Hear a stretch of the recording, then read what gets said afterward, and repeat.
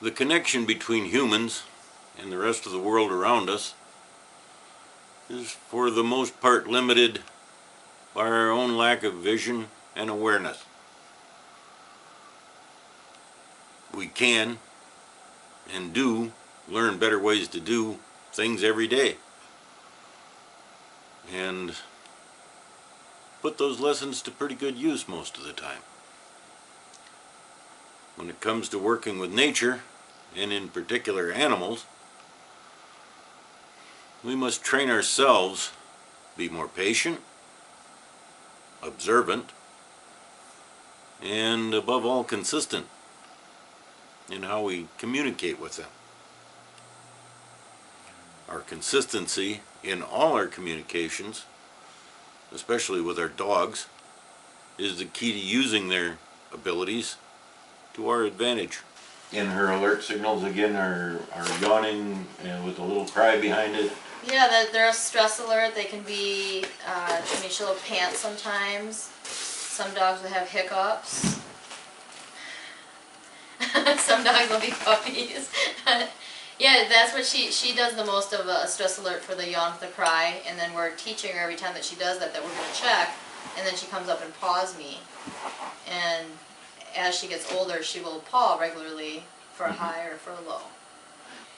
Does she get time off? She does, but she's in a way always working. I mean, she has a vest on now, but when we go out for a walk, sometimes she'll have her vest on, sometimes not. She always has her vest on at work.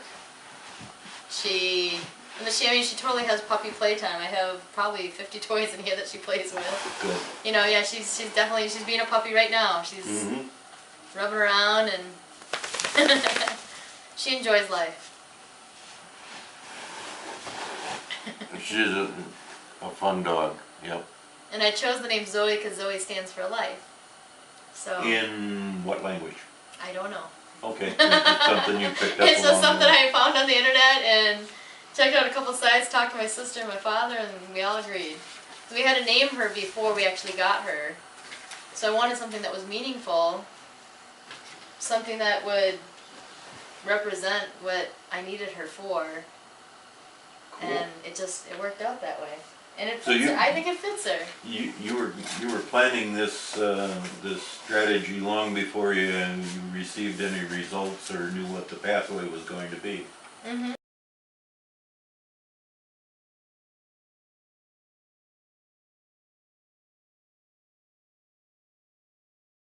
Good girl. So does that mean anything, Phil? Did you see what she's doing? I guess she is that. Yeah, she lays down. That's sometimes, like, I don't know if is that a paw? Now she's whining. I mean, a little bit. Yeah. Hey. But you've checked already, so. Yeah. So but that's how she'll get more aggressive. And so I'm kind of learning, like, I'm having to learn her as much as she has to learn me, because she's still a puppy. And so it's like learning her body language, learning what she's trying to tell me, understanding it. And responding consistently with your own actions. Tell her she's on top of her game. Right, she's being very persistent all morning with me. And I've checked it regularly, but again, doctors don't know exactly how many grams of carbohydrate I need per unit of insulin, or what activity did I do yesterday. Or how much stress you're under because I'm here. Well, no. but these are the kind of things that people in Rice Lake or anywhere else that this might be shown need to know is the different triggers that set things apart, what hope there is out there for people to have a little more freedom in their lives, and that's why we're telling your story. Right, because after 30 years, you know, I didn't have the chance of getting a pump when I was 4. Because the technology, right, it's changed, and even just needles and the different types of insulin that has changed over the last 30 years. The technology that people are researching right now is so different than when I came down with it. So to have this option now just for me is to give me freedom of life to be able to keep working and continue going. Because I've tried, but I need something else to help me because I don't sense the low blood sugar as well as I used to. My body doesn't respond. You know, I go numb through my chin sometimes, my tongue, my jaw, it'll go numb from a low blood sugar, but that never happened before a year ago. and then all of a sudden my body's changing. I used to always get sweaty and irritable when I go low. Well, now it's not the same triggers. So I have had to learn to adjust to my own body along with knowing what to do when I'm out in public versus home, whether I'm asleep, whether I'm wherever I'm at. And it will probably continue to change. I hate to point out, but Right.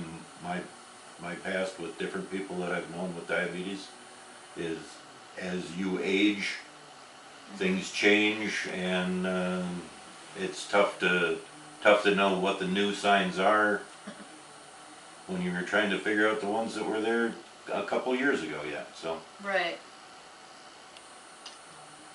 well, maybe we'll think of some more things a little later, but right now I'll let you off at least for a minute here. Okay.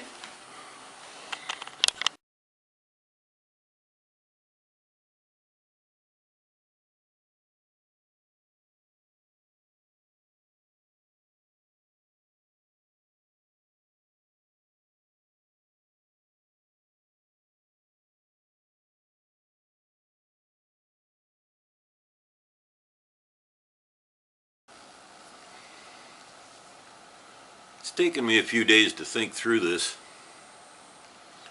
and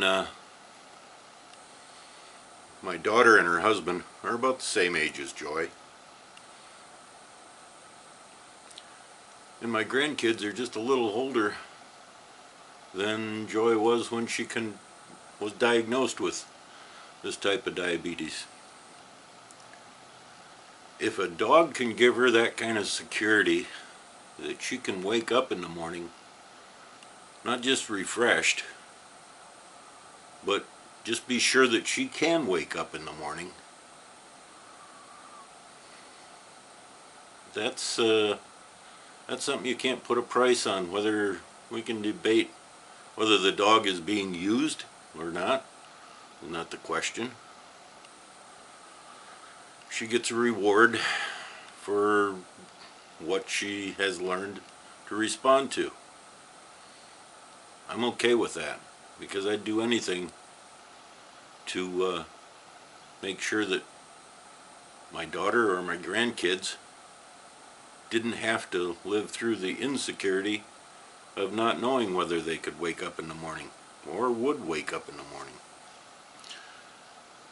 If this little guy had that kind of training and talent,